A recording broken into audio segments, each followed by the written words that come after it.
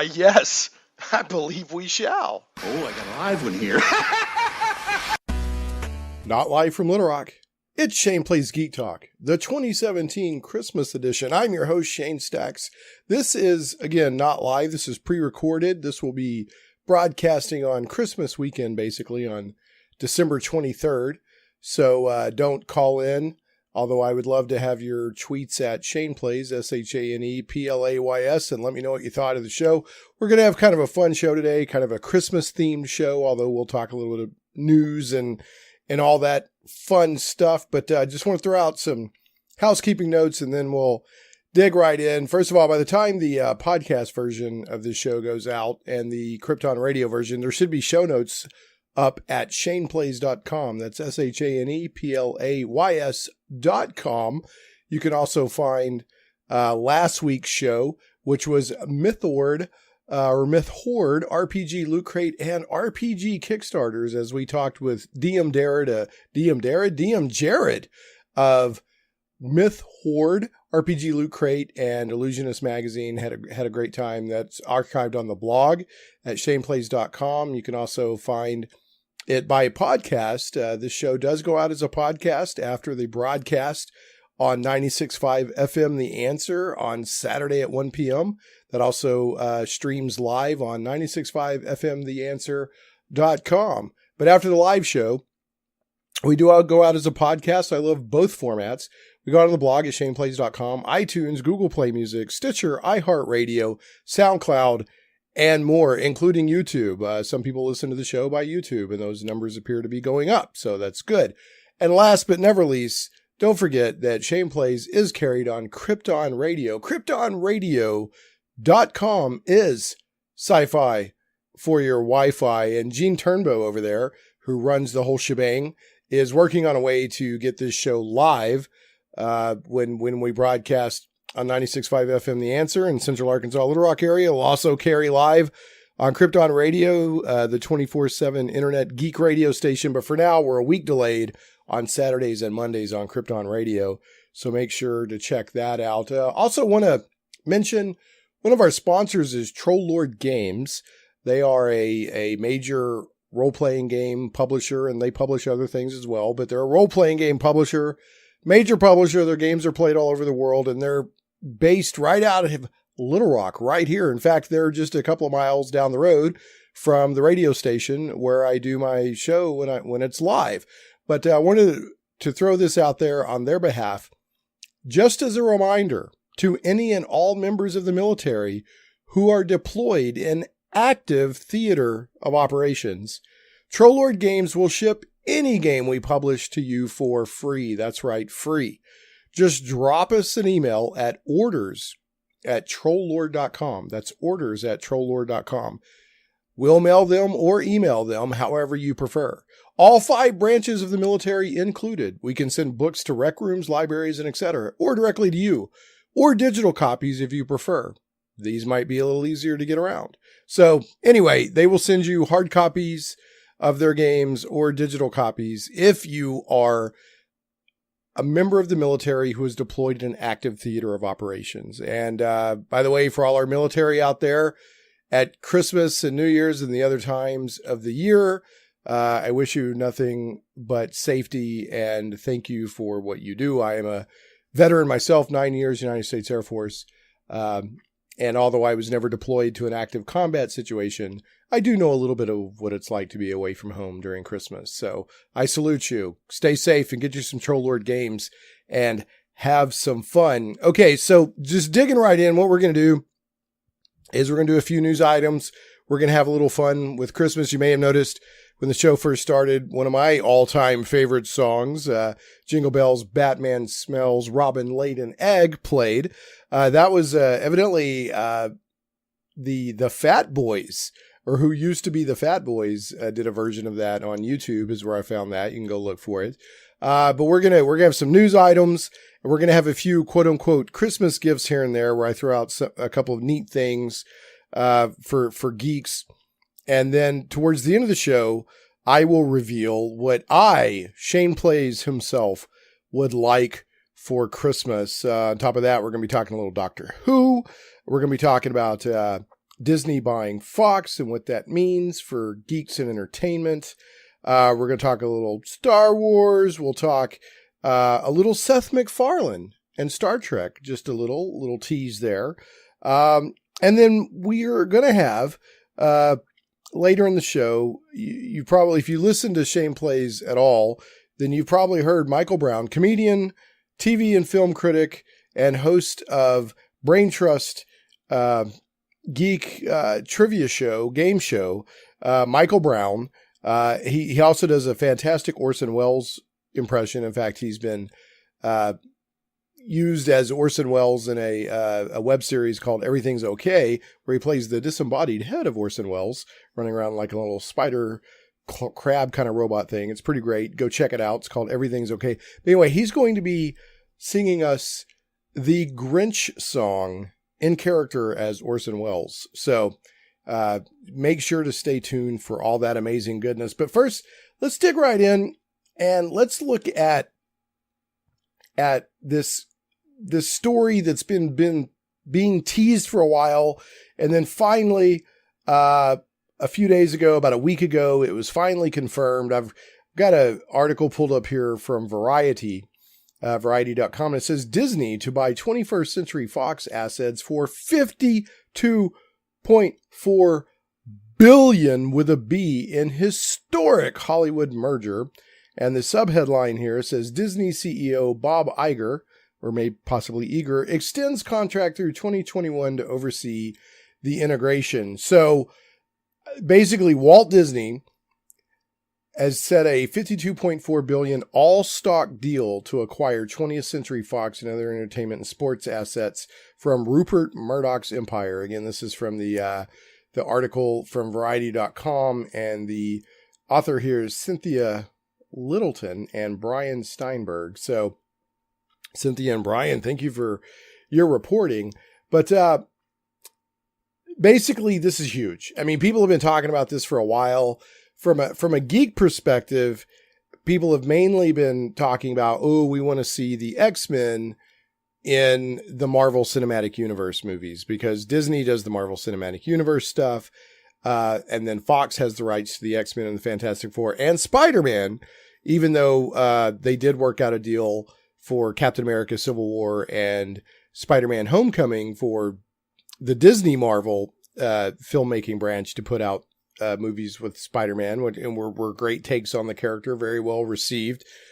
But people have like, oh, we'd love the X-Men, we'd love, Fantastic Four, etc. And people from a very, I guess, kind of cynical perspective, including myself, have said, the only reason that Fox keeps putting out X-Men movies or the occasional Fantastic Four movie is so they won't lose the rights and that sort of thing. And for the most part, I think Fox has done a pretty good deal or a good job with the X-Men movies. There's been, it's been hit or miss, but for the most part, I think they've done a pretty good job. And I think people forget when the first Spider-Man movie came out, the Sam Raimi Spider-Man, and the first X-Men movie came out from Bryan Singer back in the day, people loved them. I mean, they were like, these are really good. The first couple of X-Men movies are considered good. And the first couple of Spider-Man movies are considered good. I like Spider-Man 3. A lot of people don't. But they did a good job is the point I'm making. Now, as time has gone on, some of the X-Men movies have been better. Now, X-Men 3 was not good, in my opinion. You had Bryan Singer leaving in the middle of it. So it was kind of weird. And then it's been kind of hit or miss. But the Logan movie was, excellent, amazing. It was really more of a Western than, a superhero movie, but it was still fantastic. And, a lot of people love what Fox did with Deadpool. That was a major moneymaker. It was an R-rated superhero movie, and it just, blew the doors off of everything. So I just want to say that, let's not look at this as that like Fox has been doing just an awful job with, the Marvel superhero properties. Now, make no mistake, it would be exciting to see the, all these X-Men characters and Fantastic Four and all that to show up in the regular Marvel Cinematic Universe. I think that would be great, because Marvel and Disney and all that, they've proven that they're very good at telling a shared cinematic universe story. I mean, this Avengers Infinity War that's going to come out in May, they've been literally building up to that for 10 years. You know, it's no accident all this stuff has been happening, and all these Infinity Stone this and all these little things have been happening in all these different movies to come together for this Infinity War movie. So now Fantastic Four, you could argue, now the first two Fantastic Four movies were not horrible, but they weren't fantastic either. Okay, let's just be honest, but they're enjoyable on a certain level. The reboot they tried to do where they kind of changed things up and made it young, hip people and all that. I didn't hate it like a lot of people did, but I didn't think it was great. I thought it was worse than, you know, the other Fantastic Four movies because they at least tried to honor, you know, the comics continuity or backstory or who the characters were and all this stuff. But I would love to see Disney and the Marvel entertainment people get their hands on the Fantastic Four. That excites me because I love the Fantastic Four, and they've not been getting treated well, you know, in the past few years, either in movies or in comics. I mean, Marvel has been just dissing the Fantastic Four in comics for a while. They're not even publishing them right now, although they just came out with a Marvel 2-in-1 thing where it's the Thing. I mean, I'm kind of a play on words where it's the Thing and Human Torch. And if you don't know, Marvel 2-in-1 used to be like Marvel Team Up. Marvel Team Up was always Spider-Man with a guest star every issue.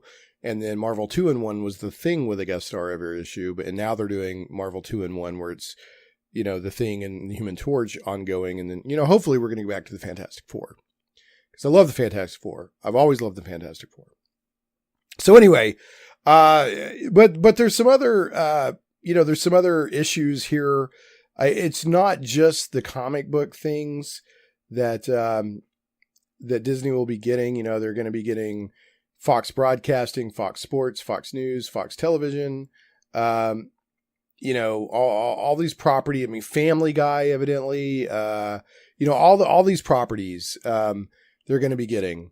And so it'll be interesting to see what's going to happen. Now, Disney has proven, you know, Disney knows how to entertain. There's no doubt about that. And they know how to get stuff out there. I mean, their distribution channels are amazing. And they know how to protect the image of things and all this. But there's going to be some downside to this too. And for example, you know, Ryan Reynolds is worried about the new Deadpool movie. You know, is Disney going to get behind another movie like Deadpool, which was evidently extremely entertaining, made a lot of money, but it's not exactly family friendly. And so Ryan Reynolds is like, oh, I hope I don't have to put out a PG-13 Deadpool. So we'll see what happens there. Now, what a lot of people don't know is Disney already owns a lot of entertainment companies that are not necessarily, or you know, imprints or labels or whatever you want to call them. They're not necessarily family friendly. But they'll do them under other names. You know, you can go research for yourself. I mean, there's like plenty of like rated R or whatever that Disney was actually the parent company of, but it was released under. And I don't even, I'm just throwing something out there. I'm not saying this like Miramax or something like that. You know, and then it's like, whoa, that was actually Disney. Yeah, they're just not going to put their name, you know, right on it. So this will be a big deal. I mean, we're also looking at. You know, I think Hulu, they get a stake in Hulu. You know, a lot of this is big. This is going to be more than just, you know, the XMen and the Fantastic Four, you know, and I think also, Disney now gets the rights to the one Star Wars film that they don't own right now outright, which is the, Star Wars A New Hope. So there's some people that are hoping, if you'll pardon the pun, that we'll finally get, you know, on DVD, the original movie, the non-special edition, you know, as close to the original version of A New Hope that aired in theaters as, you know, back in 1977, is possible. So anyway, this is going to be really big. It's not the biggest. The biggest merger ever was AOL Time Warner in 2001. That was $103.5 billion. The smallest that's on this list was Walt Disney and ABC, and that was $19 billion. And then, but this is the next biggest, right after that AOL Time Warner, and it's, you know, $52.4 billion, all stock. So this is a sweet deal for Disney because they're not having to give them any liquid assets. They're just giving them stock.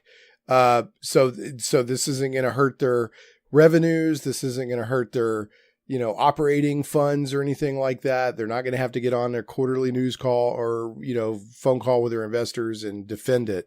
Say, oh, well, we took a hit. They're like, no, it's all, it's all stock. So that's actually, a pretty big deal. Now, yeah, but since we got, Fox has a 30% stake in Hulu.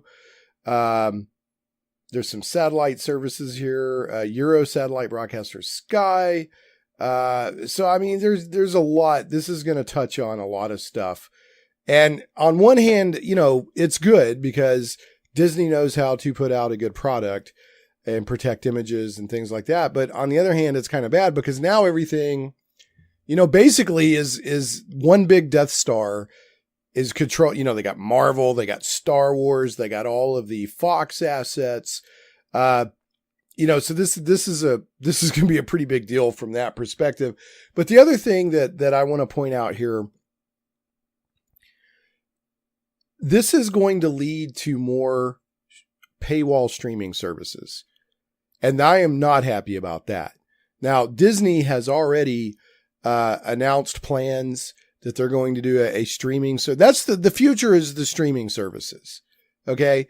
These paywall streaming services like Netflix or Hulu or, CBS is doing CBS All Access, and they've stuck the JJ Trek, Star Trek Discovery, whatever, where they're dropping F-bombs and showing Klingon boobies and all that behind the paywall. And now, Disney announced plans a while back, and, so a lot of the Disney stuff, which includes all the Marvel stuff, is going to come off Netflix in a year or two. DC Comics is announcing a streaming service. MGM is announcing a streaming service with, I think, Stargate as a show to draw people over. And this is just going to lead to more of that because now Disney is going to have all these amazing assets to put on their streaming service to attract people to watch, because they're getting all the Star Wars stuff. They're going to do a live action Star Wars show. Now they've got even more content, Family Guy and all the Star Wars and all the XMen and all the, Fantastic Four and all the Marvel, whatever, all that stuff just boom, behind a paywall. So this is the downside of mixing business with the internet. I mean, it's inevitable. I'm not saying you shouldn't do it, but this is the downside to where we had a brief era where we could quote unquote cut the cable, get away from cable and satellite and all that and get online. But now it's just going to be the same thing, but in a different way. We're going to, you're going to have to pay for this for Disney, and then you're going to have to pay this for CBS, and you're going to have to pay this for ABC, and you're going to have to pay this for MGM. And it's just going to be like having cable again. You're going to have a monthly bill that's going to, you may be paying different, I'm paying $5 or $10 to Disney, and I'm paying $10 to CBS, and I'm paying like CBS, by the way, the basic package you pay and you still get commercials, and you got to pay more not to get commercials, which I think is messed up. But anyway, so we're going back to basically a cable method where we'll just, choose like all these different services and that'll be our budget for the month.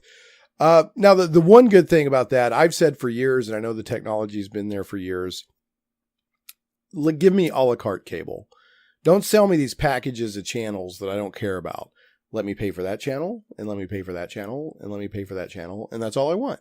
So that's one good thing that'll come out of this. But the sort of revolution in cutting the cords, and taking your entertainment online where you can time shift and all that, it's coming back, or it's not. I mean, it's going away. There's just a different kind of cord coming. So I just wanted to, kind of touch on that. I think that, this is a mixed bag. It's a good thing that Disney will bring us all these entertainment properties because they're proven. They know how to put out slick, good product, get it out there, distribution channels, all that. But it's less competition.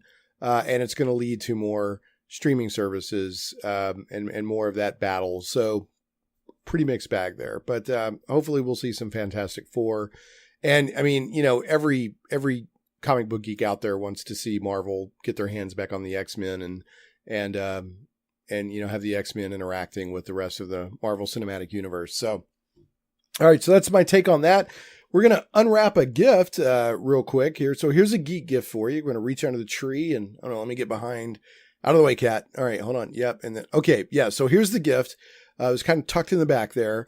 I'm going to open that gift up and,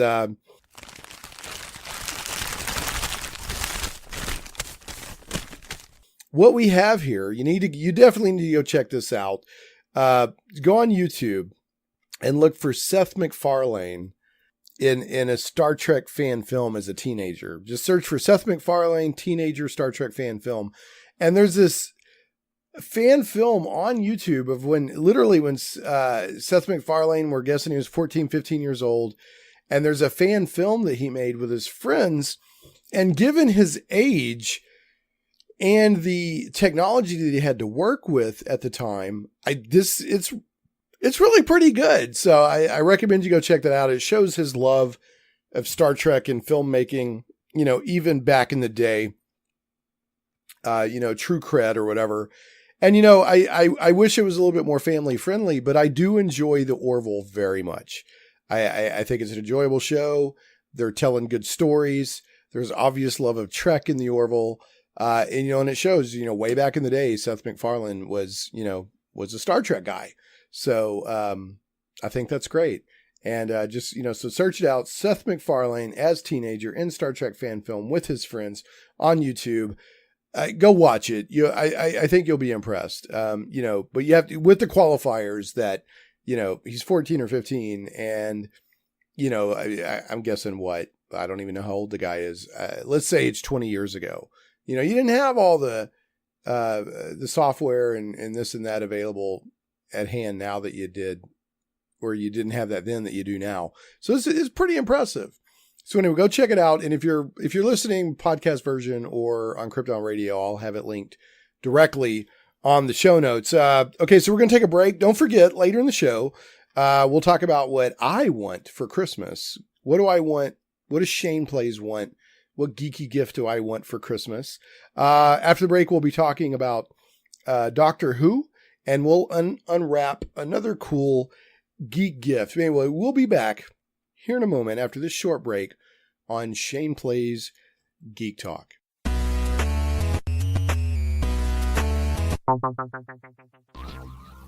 Comic book lovers, visit thewildstars.com today. From the mind of author and comic book industry expert Michael Tierney, it's not just a comic book, it's a comic book novel. The Wild Stars is sci-fi and so much more. Learn the explanations behind UFOs and space gods. This isn't the Twilight Zone. This is the region of the Milky Way galaxy known as the Wild Stars. We guarantee you've never read anything like it. The complete comic book novel took 20 years to tell, with one reviewer noting, the story of the Wild Stars stretches ambitiously across space and time, from small-town murders to the destruction of planets, with every event given multiple layers of meaning. If you haven't read The Wild Stars, you're missing out. Visit thewildstars.com today. The die is cast. Plunge into worlds of fantastic adventure where dragons lie and the undead stalk the shades of your mind's imagines. Where creatures of legend plunder wealth through the horror of their passage. Monsters grim and foul hold the ecstasy of gold and the renown of glory. All this and more awaits you and your friends in the unlimited, fantastic world of the Castles and Crusades role-playing game from Trollord Games. Visit your friendly local game store or Trollord.com to get your copy today. A rules-light, adaptable game that has stood the test of time. 12 years in constant publication with no new additions, Castles and Crusades is the original easy-to-play attribute check system. Join us and unleash your imagination. Visit your friendly local game store or Trollord.com to get your copy of Castles and Crusades today. Shane Plays Radio is blessed to have sponsors, and we appreciate them very much. However, did you know that you can also support the show as an individual for as little as $1 an episode? Simply go to patreon.com/ShanePlays. Hey, and we're back on Shane Plays Geek Talk, a journey into things we love. I'm your host, Shane Stacks. This is a pre-recorded show this week, so please don't try to call in, but I'd love to hear your thoughts about the show on Twitter at Shane Plays. That's ShanePlays.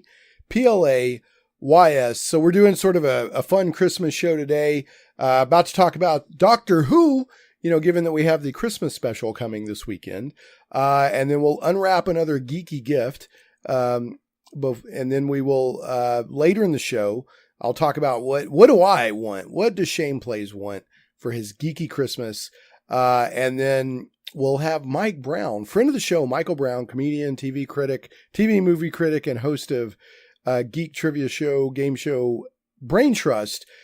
Does an amazing Orson Welles impression, and we will have him singing the Grinch song, and you really want to listen to that. It's fantastic. He does a little ad-libbing in it too that is quite good. So let's dive right in. This weekend is bittersweet for Doctor Who fans, or at least for Doctor Who fans that like Capaldi. And I'm a big Capaldi fan. I just feel like his first two seasons, he didn't get what he deserved as his own Doctor. I think he was kind of had a lot of baggage from Matt Smith's run, companion-wise, and that sort of stuff. And the kind of stories they were giving him were just not that good, to be honest. But this last season that we just had was fantastic.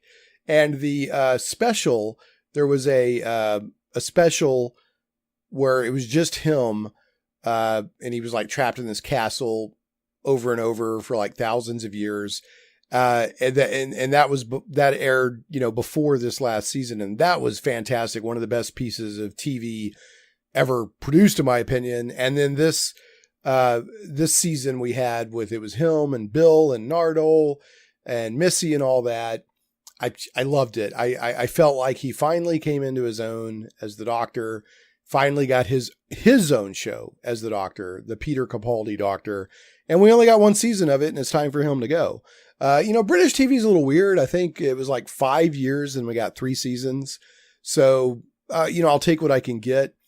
But I did feel that Capaldi had potential, and we finally saw that potential in this last season. And it also showed that the Doctor Who, in its history, is not usually about the young, sexy people.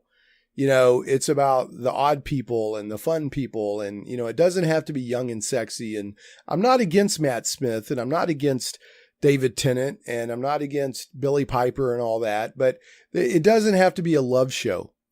It doesn't have to. And I know that the way that they ran the show since it started again has brought in a lot of new audience that love all those elements, but it doesn't have to be that, is my point. And my favorite classic Doctor is John Pertwee. So it should be no surprise that I really looked forward to and enjoyed Peter Capaldi. So anyway, just want to say I am definitely going to miss the attack eyebrows, and I'm going to miss Peter Capaldi as the Doctor. I'm going to miss Nardole. I loved as a companion, and I really liked Bill. So, we got him for one season. That's better than nothing. Or at least Nardole and Bill and all that. We got Capaldi for 3 seasons and a couple of specials. So anyway, this weekend, Christmas Day, I don't know what time it'll air in the United Kingdom, but in America here, I think on BBC America, it's, I think 9 p.m. Eastern, 8 p.m. Central, if I'm not mistaken. Okay. So I've got an article here from Den of Geek, and it's going to be linked on the show notes, and it's just got all the information about the Doctor Who Christmas special.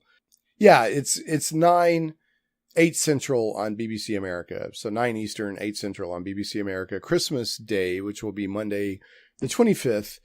Is that right? Monday the 25th. Yeah, Monday the 25th, right here in America, we will have the Doctor Who Christmas special.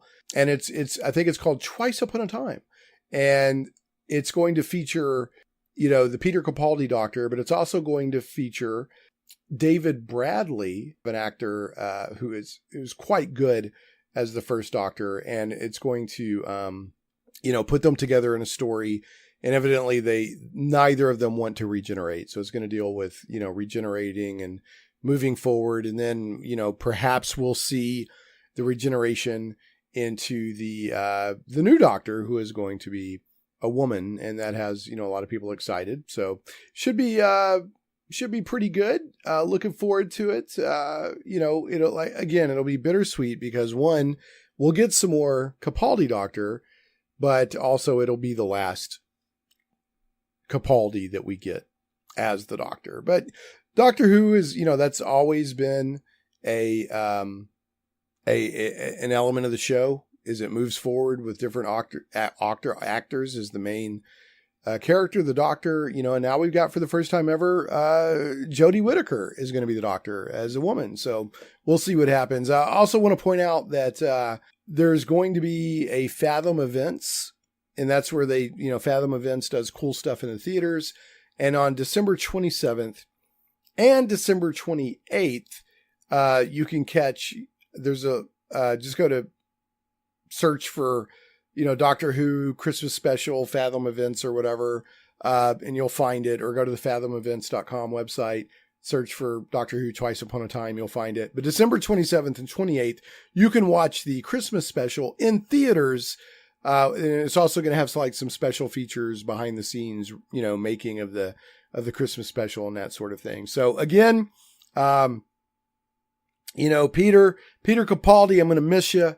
I love the grumpy, kind of crusty Doctor. I love that archetype for the Doctor. I think we don't get enough of it, but I'm glad that, we got you for the time we did.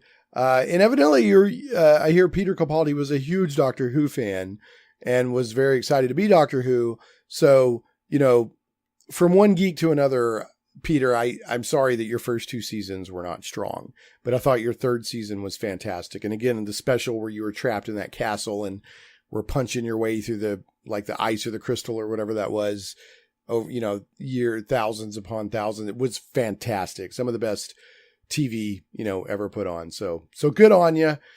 And, put on them sonic sunglasses and walk off into the sunset, with the cool style that you've brought to Doctor Who. I don't like it.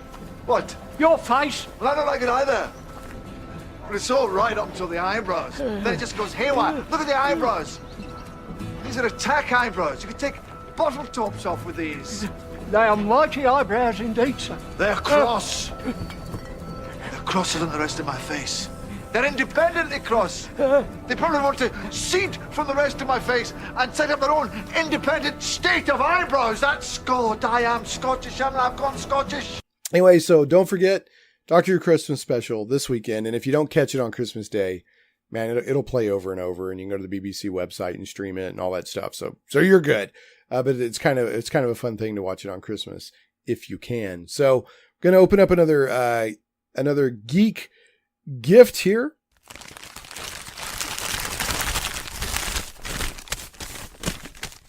And this is really neat. I like this a lot.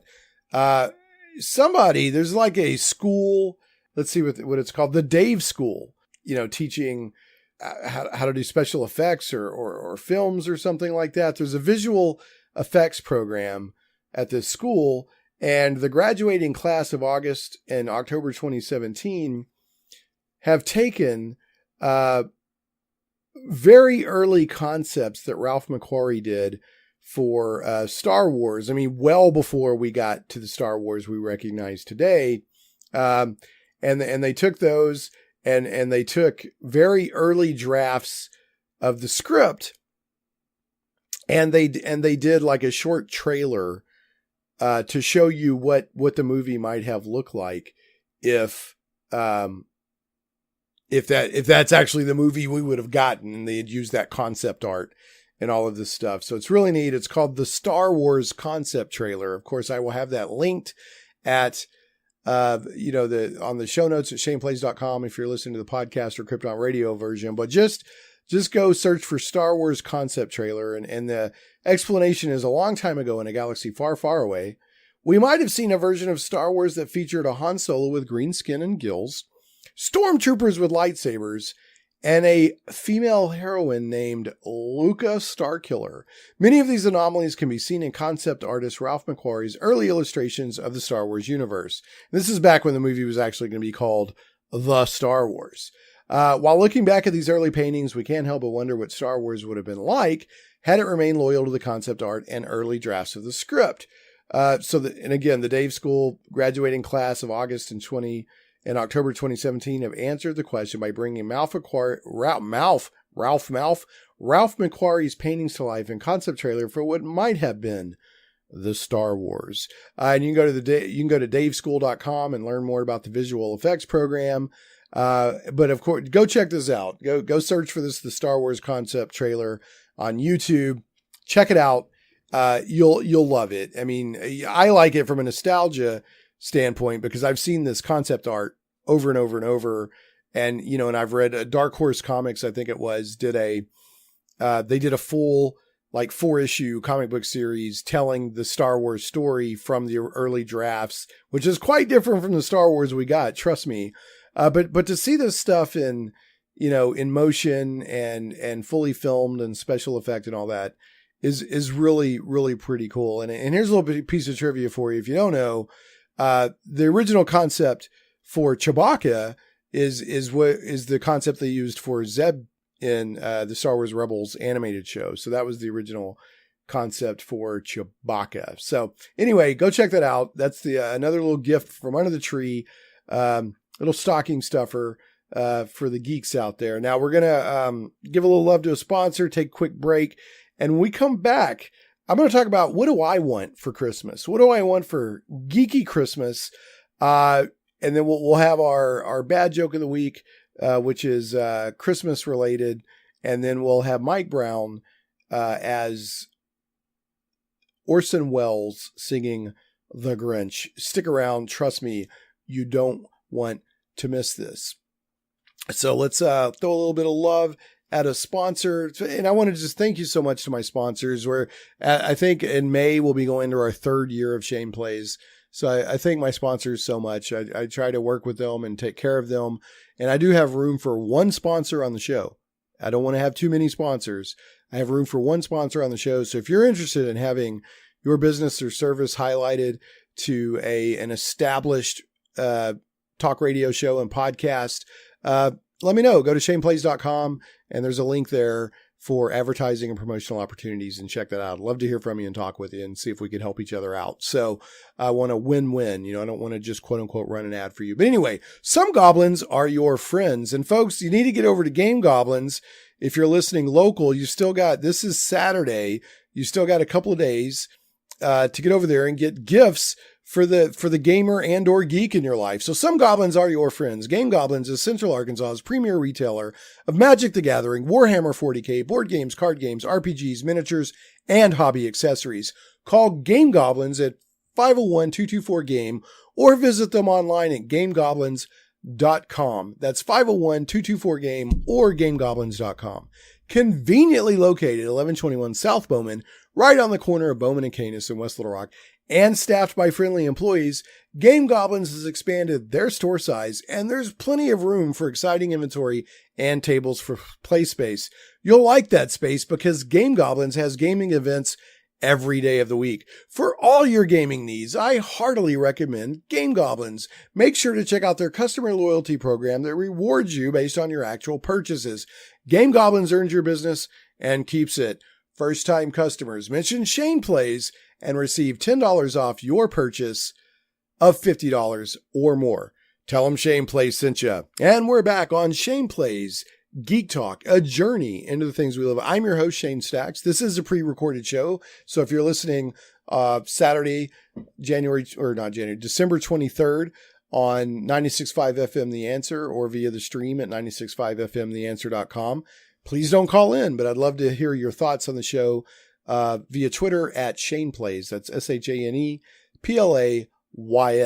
So we've been having a fun sort of geeky Christmas TV show. Don't forget, run on over to Game Goblins and check out their story. You still got a couple of days to get your geeky and/or gamer gifts.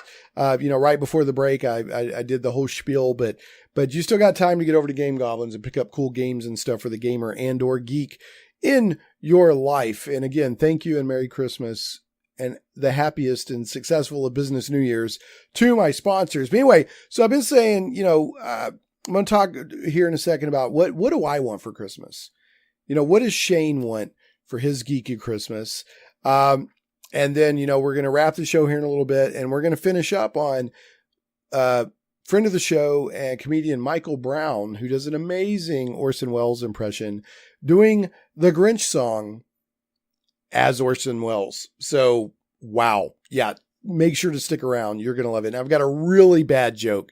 I've always got a bad joke of the week that we finish on, but I've got a really bad, just a real stinker of a Christmas related bad joke that before the end of the show too. So stick around and you'll like it. So what does Shane want for Christmas? What does Shane Plays, the geek, want for his geeky Christmas? And I'll tell you what I want.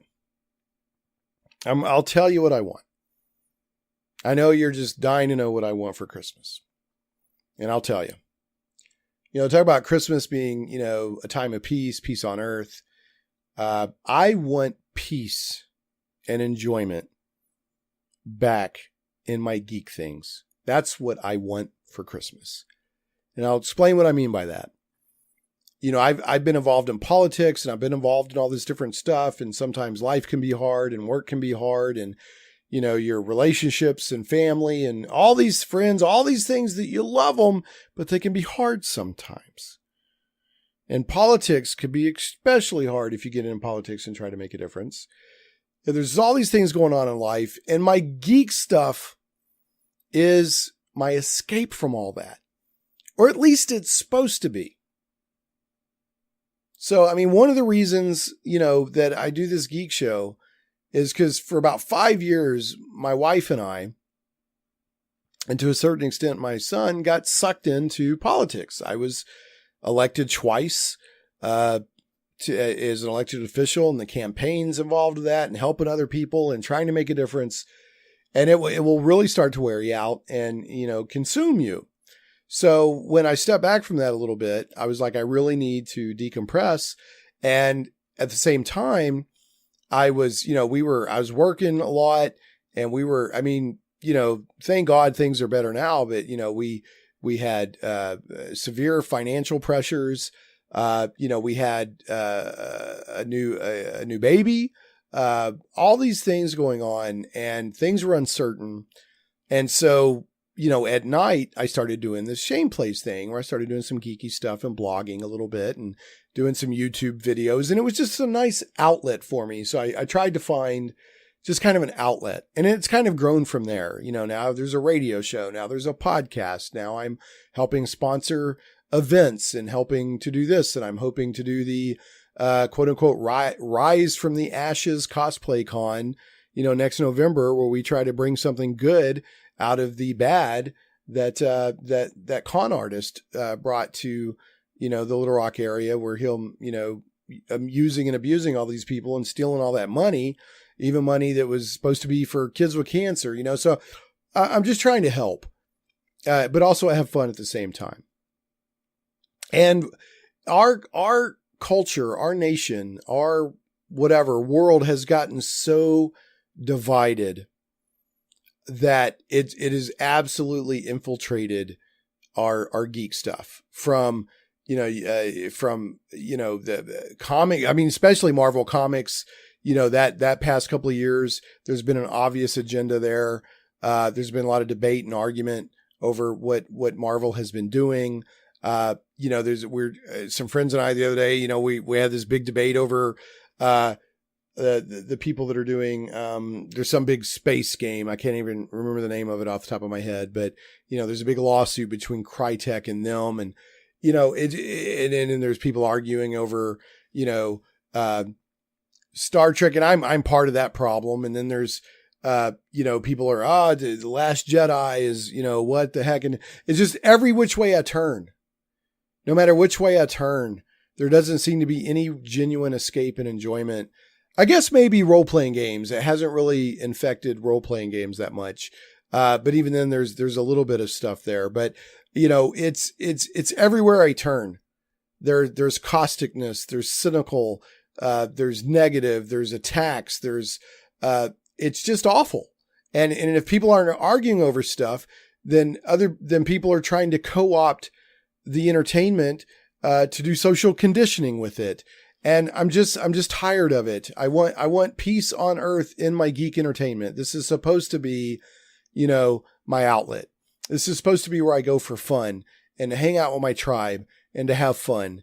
Now, I'm not talking about, arguing about things is part of being a geek, arguing which Star Trek is the best or, which superhero is the best or whose run of writing or art did you like more on this comic book? There's a certain amount of geek kvetching and geek debate that is inherent in being a geek. That's not what I'm talking about. That stuff's almost part of the fun. And it is part of the fun and appeal of being a geek is arguing about that stuff with your friends. I'm talking about the really nasty stuff. I'm talking about, harassment, and I'm talking about, all these other things. And I'm talking about, people not being able to express an unpopular opinion without being blackballed from the industry they love. Literally, this is documented. I can prove it. I'm not just throwing this off the top of my head. Right now, if you express even the mildest of conservative opinions as a comics creator, they will try to run you out of the comics industry. Now, it's not, liberals are not the only problem in the room. The conservatives and the liberals have their extreme wings, but the point is it's that kind of thing that I'm talking about. Stop co-opting our entertainment. Stop trying to further political and sociological agendas with social conditioning in my entertainment. And I'm not talking about social commentary. There's a difference. I'm talking about when you absolutely co-opt something because you can't get your argument across any other way. So you start trying to co-opt stuff. And Marvel has just had that blow up hard in their face. So, and I'm going to do my part to stop adding to the fire out there.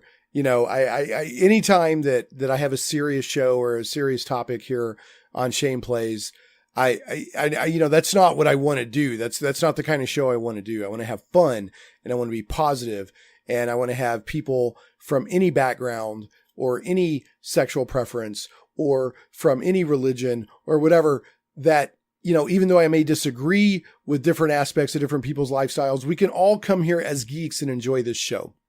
So, you're welcome here, whoever you are. I want you here. I care about you. And I just hope that we get a lot of this nastiness out of our geek entertainment. And that's my hope. That's what I want for Christmas. That's what I would love for Santa to leave under the Shane Plays Christmas tree. So we're about to wrap up.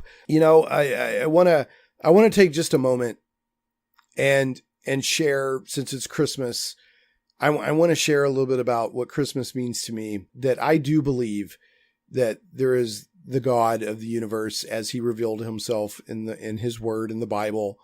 I believe that Jesus Christ not only existed, but was God in the flesh, that light came into the darkness, and to save us, from the darkness. And I believe that Christmas, even though it's got both Christian and pagan and secular elements all mixed up, I do believe that, my celebration of Christmas is from a Christian faith perspective. And I believe that all of that is real. And you don't have to, you don't have to agree with me and I don't have to agree with you, but I do. And I hope that even if that's not what you believe, that the joy I receive from believing that and the hope that gives me that you could benefit from that. So I think that there is darkness, that God wants to save us from our sins. I'm a sinner. I'm not better than anybody else. I'm better than no one else. I need to be saved from my sins just as much as anybody else. And God came into darkness. The light stepped down into the darkness and came here as a gift. And 33 years later was executed and hung on a cross, I believe, for our sins. So Christmas is amazing, but it has its fulfillment in Easter and beyond. And I just wanted to share that. I do believe that. And this time of year is so fun. not just for Santa Claus and gifts and Christmas trees and snow and all that, but for what that means to me. It's, it's ultimate. So here we go. There's the bad joke of the week, special Christmas edition. What does Santa suffer from if he gets stuck in a chimney? Claustrophobia. Oh, ha, that was so bad, but I love it so much. Okay, folks, Merry Christmas. And here is, again, Michael Brown. And this is Michael Brown as Orson Welles reading or singing the Grinch song. We know of a remote village where the Whos live that is beset upon by the most vile creature walking the face of the planet. That creature is the Grinch. Oh, you're a mean one, Mr. Grinch. You really are a heel. You're as cuddly as a cactus. You're as charming as an eel, Mr. Grinch. You're a bad banana with a greasy black peel.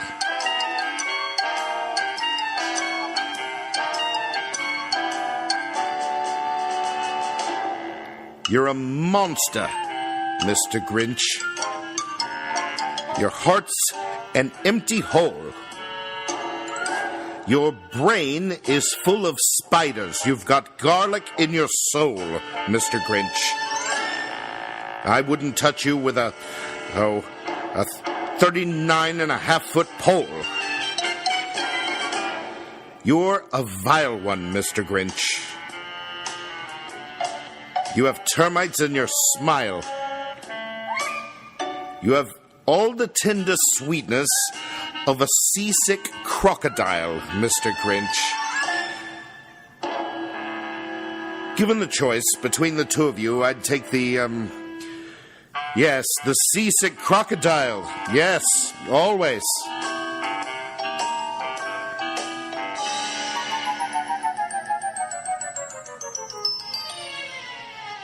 Ugh, you're a rotten, Mr. Grinch. You're the king of sinful sots.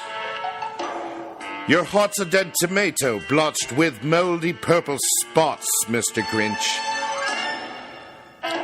You're a 3-decker sauerkraut and toadstool sandwich with arsenic sauce.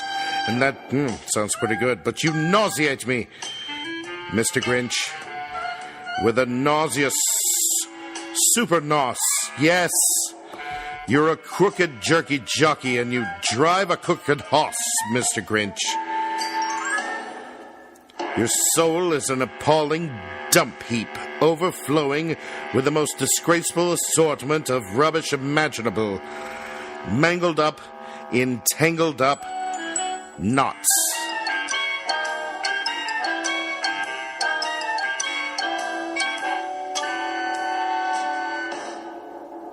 Let me be clear, you're a foul one, Mr. Grinch. You're a nasty, wasty skunk. Your heart is full of unwashed socks. Your soul is full of gunk, Mr. Grinch. I think the 3 words that best describe you are as follows, and I quote, stink, stank, stunk.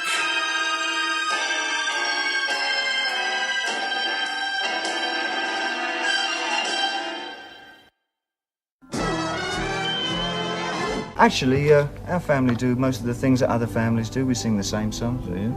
I even have a go at White Christmas. You do, huh? And this one. This is my son's favourite. Do you know this one? Oh, I do indeed. It's a lovely thing.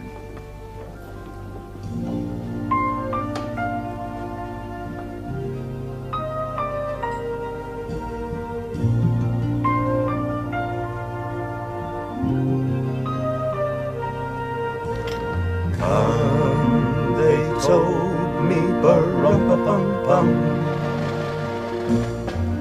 a newborn king to see ba-rum-pa-pum-pum. Our finest gifts we bring ba-rum-pa-pum-pum, rum-pa-pum-pum, rum-pa-pum-pum. Peace on earth, Can it be? Years from now, perhaps we'll see the day of glory. See the day of live in peace, peace on earth.